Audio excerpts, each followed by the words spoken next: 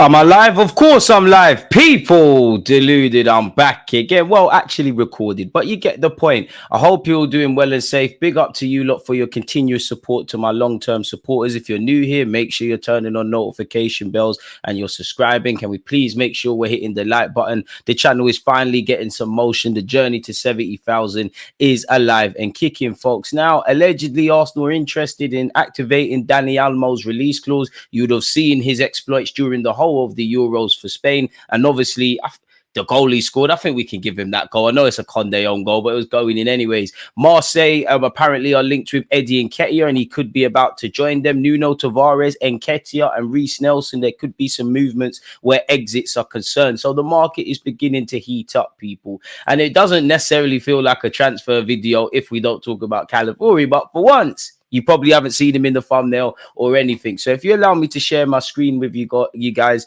we'll get straight into it. Dani Olmo's release clause and when it's set to expire, allegedly Monday. Manchester City, Bayern Munich, and Arsenal all interested in signing the Spain star. I would love him at Arsenal Football Club. He's experienced, he's versatile, the technical level is great. He would work a treat, especially if we're not going to sign a striker and we need another attacker. He can hit a mean set piece or strike from range. The only thing you can say about him is he does pick up 1-2 injuries. If Bayern Munich are interested in you, who's going to say no? If the chance to work under Pep Guardiola comes to you, you can't really say no. And Mikel Arteta is doing his own thing, man. Whether it's Dani Olmo, Fabio Ruiz, Merino, bring one of these Spanish guys to the carpet. I mean, Saka's good, you know, but imagine having Saka and Yalmao or Saka and Nico Williams. Of course, I'm dream chasing with a couple of those names. Now, RB Leipzig star Dani Olmo's release clause is set to expire in the coming days. He's been one of the standout stars at the Euros, and he's helped Spain in his own way individually get to the final of the competition. The 26-year-old got a third goal of the tournament just minutes after Yalmao put them ahead, and they actually came from behind and cancelled out the opener by Kulu.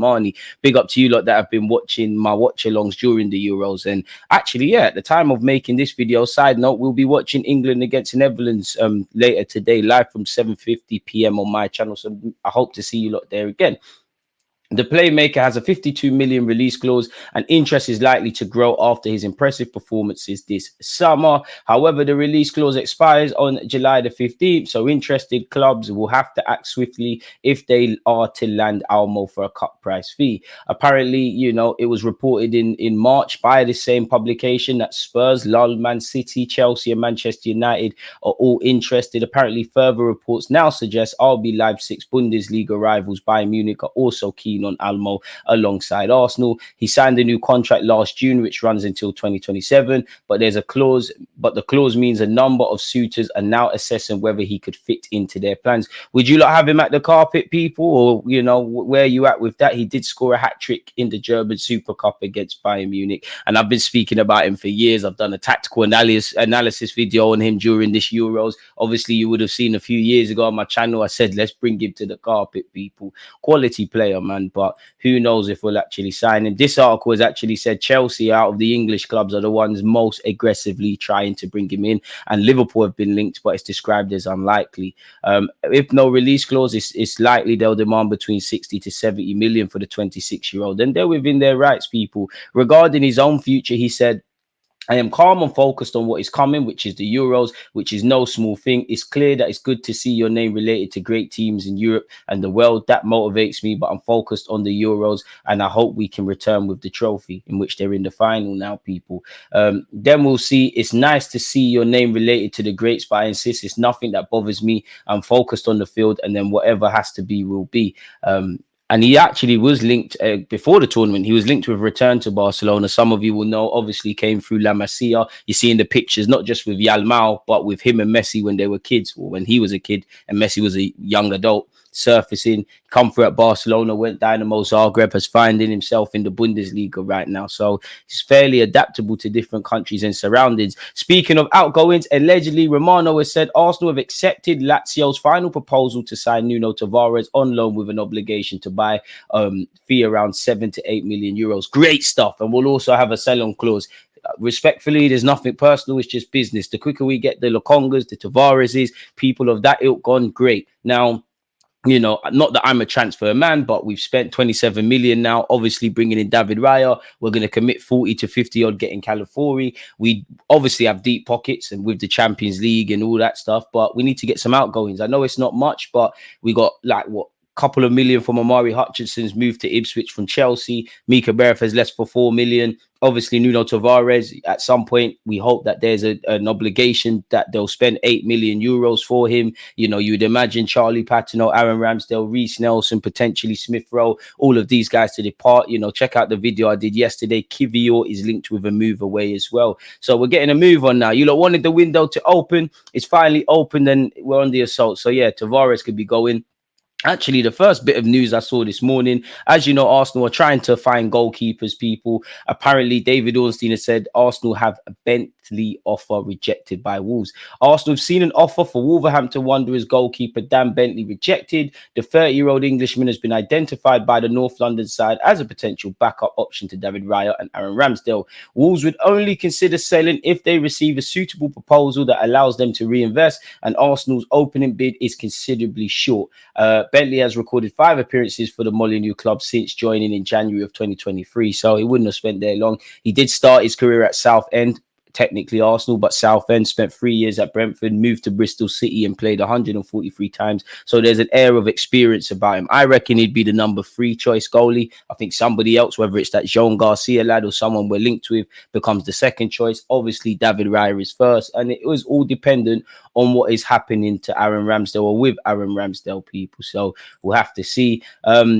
Mikel Merino is still aggressively linked with Arsenal Football Club, and while this is behind the paywall, we know he's got a year left. We know the Athletic have said there's interest in him, and this says Arsenal are the front runners, and he's got no intention to sign a new deal. The Athletic said Arsenal want a central midfielder, and one player of interest is Real Sociedad's Mikel Merino.